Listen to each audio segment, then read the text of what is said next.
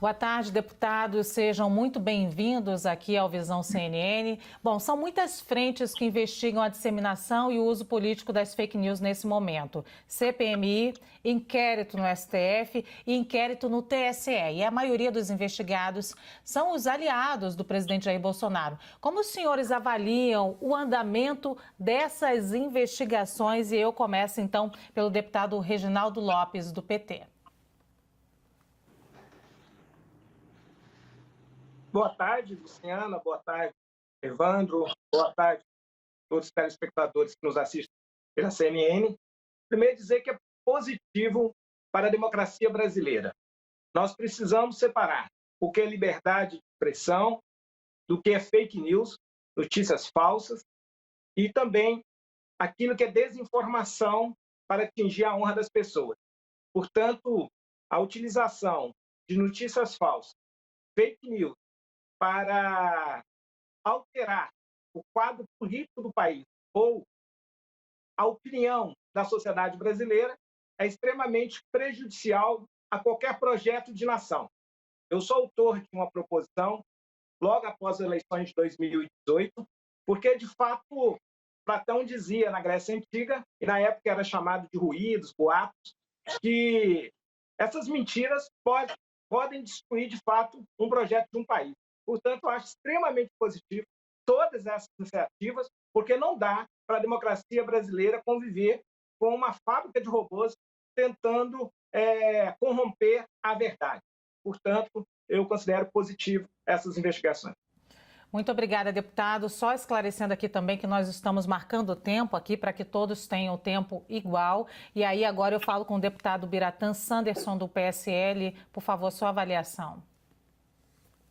Cumprimentos a todos, cumprimentos ao deputado Reginaldo Lopes, aos telespectadores da CNN Brasil, e dizer que a verdade e a transparência talvez sejam o binômio fundamental a qualquer democracia que se pretenda rígida, forte, consolidada, como é o caso da democracia brasileira. Nós temos absoluta certeza que qualquer investigação, e afinal de contas o Estado tem direito de fazer investigações para apurar quaisquer situações, desde que haja justa causa, desde que haja elementos, indícios a levarem para situações criminosas. Mas nós, nesse contexto, assinalamos algumas questões, tanto na questão da CPMI, da fake news em andamento aqui no Congresso Nacional, como também no inquérito que tramita no Senado, no STF, porque ambos me parecem que contam com falta de justa causa, né? Sobretudo o inquérito que tramita no Supremo Tribunal Federal, primeiro, instaurado que foi não por requisição ministerial, não por requisição do Procurador-Geral da República, mas por iniciativa própria de um ministro, na época, presidente do STF, a indicação do ministro relator, que é quem preside essa investigação, não atendeu o critério da distribuição aleatória, da distribuição randômica, foi uma distribuição dirigida, quebrando aí, inclusive, o princípio do juiz natural. E, além do que, nós, desde 88, o deputado Reginaldo Lopes é um conhecedor dessa matéria, de direito constitucional, de direito penal, inclusive de direito processual penal. Concluindo, deputado. Nós sabemos que no Brasil, desde 88, nós vivemos sob o regime do sistema acusatório, onde cabe ao juiz julgar apenas, cabe ao Ministério Público fazer acusação e cabe às autoridades policiais, a Polícia Federal, nesse caso, fazer a investigação. Quando nós temos o Poder Judiciário fazendo a investigação, ali na frente julgará o produto dessa investigação, nós temos aí o princípio muito caro às democracias, que é o princípio do acusatório no processo penal, e aí, então, nós levantamos a tese e defendemos essa tese. E o Supremo... Concluindo, deputado. Deveria, sim, arquivar esse inquérito e encaminhar ao Ministério Público, PGR, para que o Ministério Público faça análise e proceda de acordo com o artigo 129 da Constituição Federal. Ok, senhores, eu peço só a atenção de vocês ao controle do tempo para que os dois possam falar da mesma forma, do mesmo tanto e garantir as informações dos dois lados. Deputado Reginaldo, eu gostaria de saber do senhor se o senhor concorda com o deputado Biratã sobre a falta de uma justa causa para que essas investigações aconteçam ou até sobre o apontamento de inconstitucionalidade do próprio STF seguir com essas investigações. A palavra é do senhor agora, 2 minutos, por favor. Em primeiro lugar, houve uma autorização da PGR. De fato, o inquérito iniciou pela STF porque ameaça às instituições. Isso é muito grave na democracia brasileira. E a ameaça tem previsão regimental, né, no Supremo Tribunal Federal para propor as investigações. E, de fato, naquele momento, a PGR, a DOJ, achava que deveria arquivar. Depois, o atual procurador, Aras, autorizou a investigação. Portanto, houve, sim, autorização da PGR. A partir do avanço das investigações, que, de fato, essa máquina de produzir fake news, né, que o Brasil hoje conhece pelo nome de Gabinete do Ódio, o Gabinete do Ódio também funcionou na pré-campanha presidencial do Jair Bolsonaro. E a partir das operações da Polícia Federal e ampliação para a investigação também de alguns empresários, porque esse esquema, né, ele funciona em algum lugar, é a mando de alguém e alguém financia. São 3 perguntas que a democracia brasileira precisa responder. Né? As instituições democráticas brasileiras precisam responder, porque senão, de fato, qualquer processo democrático pode ser contaminado por esse equipamento, né? Que é, na verdade, um partido dos robôs. Né? Ou seja, o uso de muitos robôs, muito dinheiro, para operar a verdade no processo eleitoral ou outras verdades. Ok, deputado Biratã Sanderson, o senhor acredita que haja de fato um gabinete do ódio e um partido controlado por robôs que disparam mensagens? À sua vez. Senhores, vejam, a própria narrativa ou a própria indicação nominando o chamado gabinete do ódio já é por si só uma fake news, né?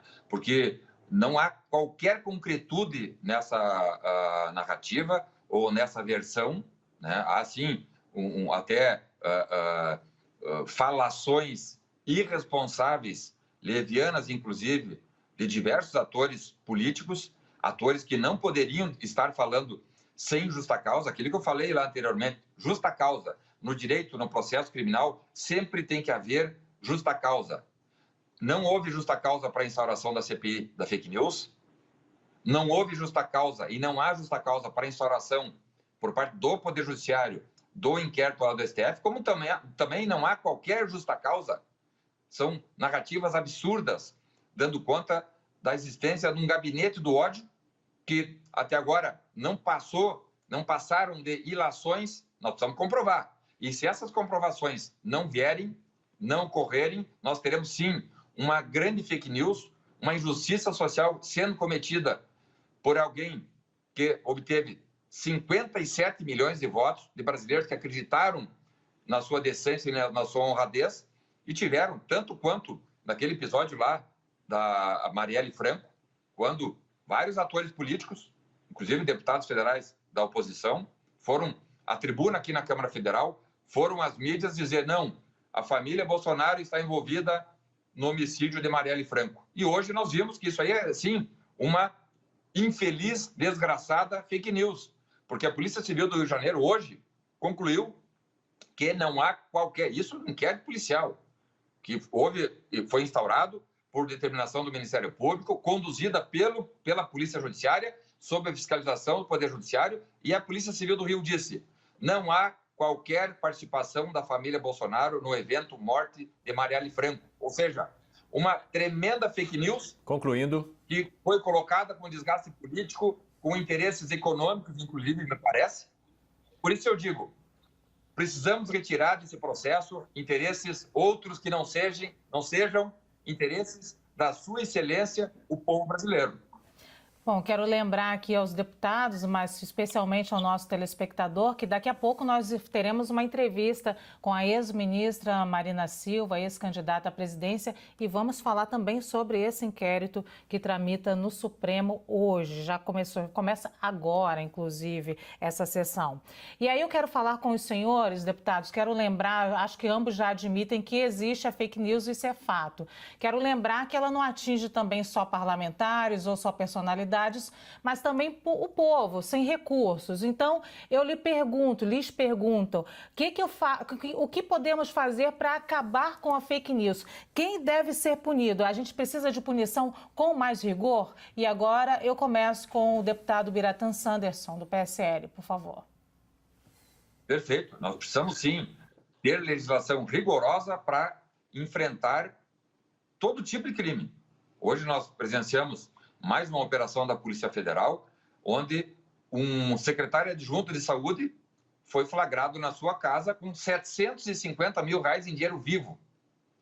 E isso sim, corrupção, bandidagem dentro do Estado, pessoas que se disfarçam de homens públicos, se disfarçam de agentes políticos, mas na verdade são pilantras, são traidores, lesa-pátrias, como esses que hoje foram flagrados.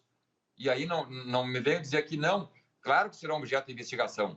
Mas quem tem R$750 mil em dinheiro vivo dentro da sua casa, indica que sim, possui uma extensa participação nesse evento criminoso, no momento de crise, onde a população precisa de cada centavo de dinheiro público para fazer o tratamento, para fazer o enfrentamento de uma crise de saúde pública com reflexos na economia sem precedentes. Então, sim, endurecer as leis, cobrar que bandido, corruptos, e aí entram também aqueles que praticam fake news, aqueles que mentem, sobretudo, em especial, quem não podia mentir. Um agente político que mente, que diz que o presidente da República estava envolvido no assassinato da vereadora Marielle Franco. E agora nós percebemos, dentro do inquérito conduzido pela Polícia Civil do Rio de Janeiro, dizendo não há participação. Aqueles todos que notificaram, que indicaram à população de que a família Bolsonaro era envolvida com o assassinato, cometeram uma enorme fake news e devem pagar mesmo. Tem imunidade parlamentar para falar? Sim, mas não tem imunidade para praticarem crimes. Então, sim, precisamos trabalhar numa legislação penalizando duramente todos aqueles que usam redes sociais, que usam a mídia, usam até mesmo os fóruns políticos para praticar e destilar mentiras contra quem quer que seja. Deputado Reginaldo Lopes, o que a gente pode fazer? Endurecer a legislação para quem financia e distribui fake news? Eu sou autor de um projeto, está tramitando na Câmara dos Deputados, logo após as eleições de 2018, que propõe a semana, dia 1º de abril, dia do golpe, do regime militar, da ditadura, dia da mentira, como a semana de enfrentamento do fake news. Nós vamos conscientizar a sociedade, não só quem produz fake news, acho que tem que ter penalização, tem que ser penalizado, e para quem também compartilha, eu acho que ele tem que pagar com trabalhos comunitários ou multa. O importante é preservar a verdade. Eu sou a favor e radical defensor da liberdade de expressão. Fora da liberdade de expressão, fora da democracia é a barbárie. Eu fui autor da Lei de Acesso à Informação Pública e eu defendo transparência total. Inclusive, Sanderson, eu sou autor de um projeto para acabar com o dinheiro em papel moeda. Nós precisamos da transparência das relações financeiras. Em século XXI, não precisa de papel moeda, e ele é a base da sonegação, da lavagem de dinheiro, de corrupção, de sequestro, de várias outras questões. Portanto, é possível, sim, a partir de uma legislação moderna do século XXI, enfrentar. O que está em jogo é a democracia brasileira. E nós não podemos aceitar, e eu vou dar aqui um fake news produzido pelo presidente Jair Bolsonaro, foi um vídeo que ele publicou aqui do estado de Minas Gerais, do Ceasa, falando que tinha desabastecimento. Uma coisa é ele ser contra as medidas de isolamento social, que é errado.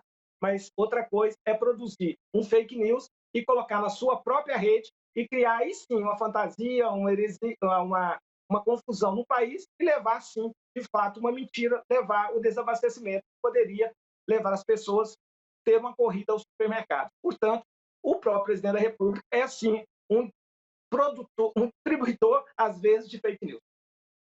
Muito obrigada, então, o deputado Reginaldo Lopes, que respondeu, inclusive, com um tempo menor. Muito obrigada pela participação aqui no nosso quadro Visão do Poder.